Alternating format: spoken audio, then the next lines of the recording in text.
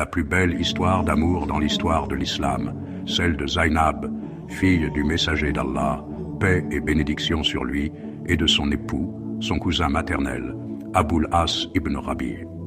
Abul As demanda la main de Zainab à Muhammad, paix et bénédiction sur lui, et cela se passa avant la mission prophétique. Mais, à son retour d'un de ses voyages commerciaux, Abul As découvrit que Muhammad était devenu prophète. Il fut surpris d'apprendre que Zainab s'était convertie à l'islam.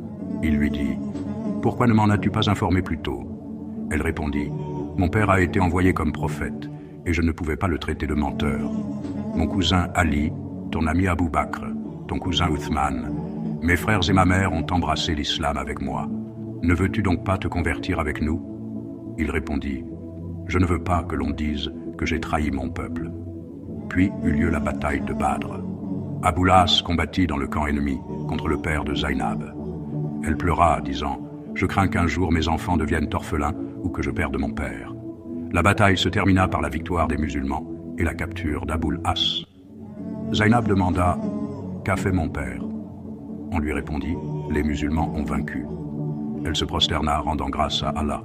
Puis elle demanda « Et qu'en est-il de mon époux ?» On lui dit « Il a été fait prisonnier. » Zainab envoya en rançon un collier appartenant à sa mère, Khadija. Lorsque le prophète le vit, il fut ému, car c'était le collier de Khadija. Il dit aux compagnons, « Ô gens, nous n'avons jamais blâmé Abul As comme gendre, alors ne pourriez-vous pas lui accorder sa liberté ?» Ils répondirent, « Oui. » Le prophète rendit alors le collier à Abul As et lui dit, « Dis à Zainab de ne jamais négliger ce collier de Khadija. » Puis il lui dit en secret, « Allah m'a ordonné de séparer une musulmane d'un mécréant.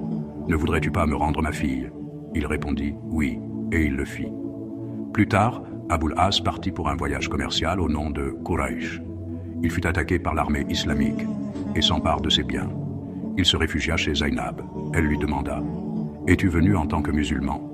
Il répondit, « Non, je suis venu en fuyard. » Zainab sortit de la maison en s'écriant, « J'ai accordé ma protection à Abul As. » Le prophète Muhammad l'entendit, ému, il déclara, « Ô gens, si vous acceptez de rendre à Abul As ses biens, faites-le. » Ils dirent, « Oui. » Abul As resstitua les biens au Quraysh, puis Abul As retourna à Médine et déclara sa conversion à l'islam.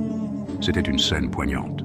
Puis il demanda, « Ô messager d'Allah, m'autorises-tu à reprendre Zainab pour épouse ?»